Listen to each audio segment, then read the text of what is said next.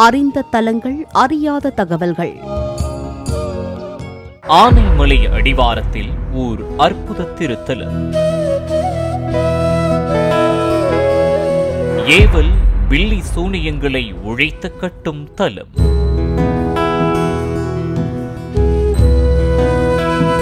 பெண்களின் உடல் நலம் காக்கும் ஒரு அம்மனின் ஆலயத்தை பற்றிய பல அறியாத தகவல்களை பார்ப்போம் வாருங்கள்.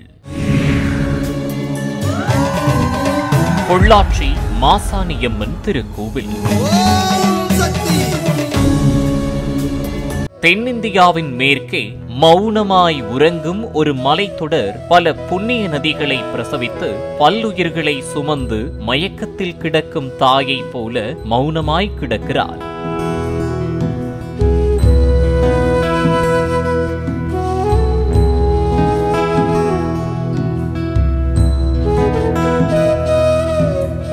பசுமை காடுகளுக்குள் அமைதியாய் நகர்கிறது பல்லுயிர்களின் வாழ்க்கை.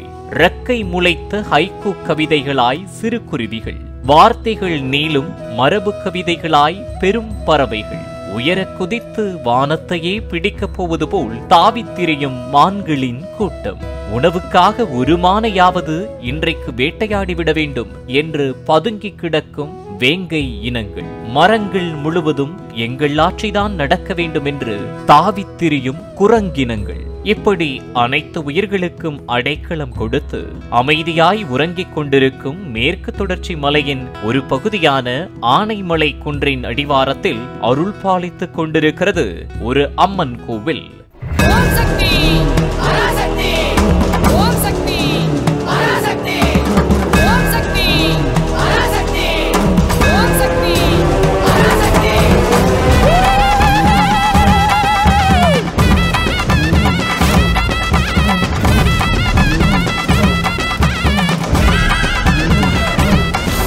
அந்த திருக்கோவிலில் பல அறியாத தகவல்களை தரப்போகிறது இந்த நிகழ்ச்சி. அந்த கோயில்தான் மாசற்ற மாசாணியம்மன் திருக்கோயில். எத்தனையோ பேருனக்கு ஆதிசக்தி மாரியம்மா, என்னென்னவோ பேருனக்கு ஆஸ்தானத்து மாரியம்மா. எத்தனையோ பேருனக்கு ஆதிசக்தி மாரியம்மா, என்னென்னவோ பேருனக்கு ஆஸ்தானத்து மாரியம்மா. ஒரு காலத்தில் நன்னனூர் என்று அழைக்கப்பட்ட ஆனைமலை பகுதி நன்னன் என்ற மன்னனால் ஆளப்பட்டு வந்தது. அவன் ஆழியாற்றின் கரையில் மிகவும் சுவையான மாங்கனிகளை தரக்கூடிய மாமரங்களை வளர்த்து வந்ததாகவும், தனக்கு சொந்தமான அடர்த்தியான அந்த மாந்தோப்பில் இருந்து பழங்களை பறித்தவர்களுக்கு கடுமையான தண்டனை தரப்படும் என்று அறிவித்திருந்ததாகவும் கூறப்படுகிறது.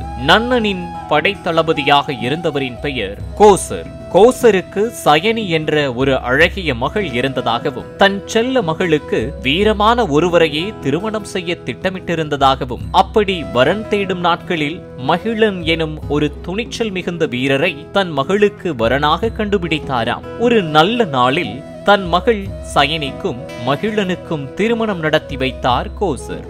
சயனியும் மகிழனும் மிகுந்த நேசத்தோடு தங்கள் வாழ்க்கையை வாழ்ந்தார்கள். திருமணம் முடிந்த முதல் மாதத்திலேயே சயனி கர்ப்பமானாள். கோசர் தனது மகளின் வளைகாப்பு வைபவத்தை மிகுந்த தடபுடலாக நடத்தினார். பின் 8வது மாதத்தில் தனது மகளை தன் வீட்டிற்கு அழைத்துச் செல்ல கோசர் வந்தபோது மகிழனுக்கு தனது மனைவியை பிரிய மனமில்லை. அதை அறிந்து கொண்ட கோசர் குழந்தை பிறந்த சில மாதங்களில் சயனியை திரும்ப அனுப்பி வைப்பதாக மகிழனுக்கு வாக்களித்தார். சயனிக்கு மாம்பழம் மீது அதிக ஆசை. எனவே கோசர் விதவிதமான மாம்பழங்களை வாங்கி கொடுத்தார். ஒரு நாள் சயனியின் தோழிகள் அவளை சந்திக்க வீட்டிற்கு வந்தனர். தோழிகளை பார்த்த சயனிக்கு சிறுவயதில் ஏரியில் குளித்த ஞாபகம் வந்தது. எனவே தோழிகளிடம் ஏரியில் குளிக்க தனக்கு ஆசை என கூறினார். பெண்ணின் ஆசையை அறிந்த கோசர் பத்திரமாக சென்று வரும்படி கூறினார். அப்படி ஏரிக்கரைக்கு சென்று குளித்துக் கொண்டிருக்கையில் ஒரு மாம்பழம் தண்ணீரில் மிதந்து வந்தது. அதை எடுத்த சயனி அது நன்னூர் ராஜா நன்னனின் தோட்டத்து மாம்பழம் என்பதை அறியாமல் அப்படியே சாப்பிட ஆரம்பித்தாள். அதனை அறிந்த காவலாளி மன்னனிடம் முறையிட மன்னன் சயனிக்கு மரண தண்டனை வழங்கினான். இதனை அறிந்த சயனியின் கணவனான மகிழன் தனது மனைவியை விடுவிக்குமாறு மன்னனிடம் எவ்வளவோ கெஞ்சி பார்த்தும் முடியாத காரணத்தால் இறுதியில் தனது மனைவிக்கு பதிலாக எடைக்கு எடை தங்கமும் பல யானைகளையும் பரிசாக தருவதாக கூறினான். ஆனால் மன்னன் அதனையும் ஏற்கவில்லை. சயனிக்கு மரண தண்டனை நிறைவேற்றப்பட்டது. மிகுந்த கோபமடைந்த மகிழன் மன்னனை கொன்று தானும் உயிர் துறந்தார். அதனை அறிந்த கோசர் மகளையும் மருமகனையும் இழந்த சோகம் தாங்காமல் ஈட்டியால் தன்னையே குத்திக் கொண்டு இறந்தார். இது நடந்த சில காலம் அந்த ஊரில் மழை இல்லாமல் மக்கள் அவதியுற்றனர். கர்ப்பிணி பெண்ணுக்கு மரண தண்டனை தந்ததால்தான் இந்த ஊரில் மழை இல்லாததை உணர்ந்த மக்கள் அந்த பெண்ணிற்கு மண்ணில் சிலை எடுத்து பெண் தெய்வமாக வழிபட ஆரம்பித்தனர். அப்படி வழிபட ஆரம்பித்தவுடன் மழை பெய்து ஊரின் செழுமை பழைய நிலைக்கு திரும்பியது. அந்த தெய்வமே பின்னர் மயானத்தில் சயனித்து இருப்பவள் என்று பொருள்படும்படி மயான சயனி அம்மன் என்று அழைக்கப்பட்டாள். பின்னாட்களில் மயான சயனி எனும் பெயர் மாசாணி அம்மன் என்று அழைக்கப்படலாயிற்று.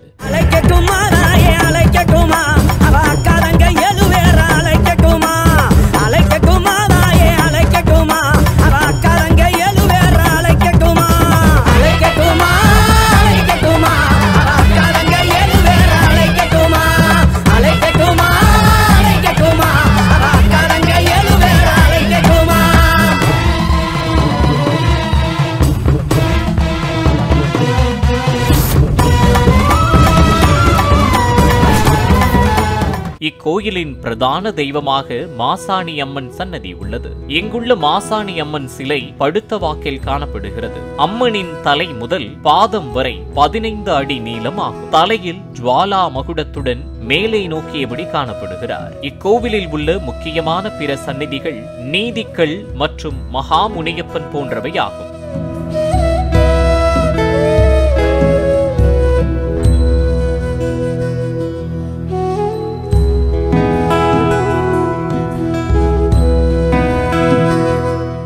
மாசாணியம்மனை சுற்றி வலம் வந்தால் தீராத வியாதிகளும் தீரும் என்கின்ற நம்பிக்கை மக்களிடம் காணப்படுகிறது. தெற்கே தலை வைத்து படுத்திருக்கும் அவருடைய திருக்கரங்களில் திரிசூலம், உடுக்கை, கபாலம், சர்ப்பம் ஆகியவை காணப்படுகின்றன. இங்கு வந்து வழிபட்டால் ஏவல், பில்லி சூனியங்கள், குடும்ப பிரச்சனை, நம்பிக்கை துரோகம், புத்திர தோஷம் மற்றும் பெண்களுக்கு ஏற்படும் மாதவிடாய் நோய்கள் அனைத்தும் தீரும் என்பது பக்தர்களின் நம்பிக்கையாக உள்ளது.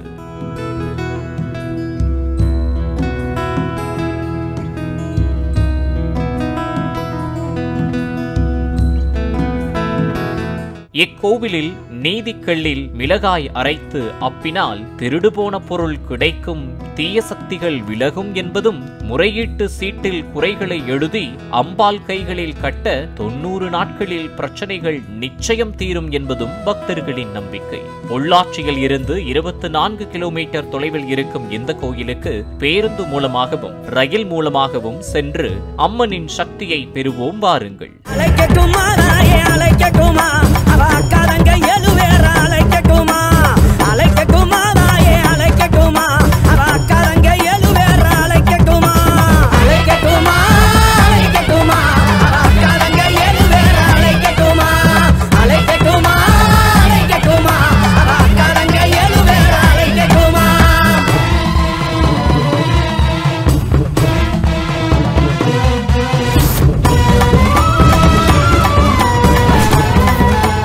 நேயர்களே, மீண்டும் அறிந்த தலங்களின் பல அறியாத தகவல்களோடு உங்களை சந்திக்கிறோம். மேலும் வரவிருக்கும் ஆன்மீக நிகழ்ச்சிகள் அனைத்தையும் கண்டு மகிழ தொடர்ந்து ஜோதியுடன் இணைந்திருங்கள். பொள்ளாச்சி மாசாணியம்மன் திருக்கோவில்.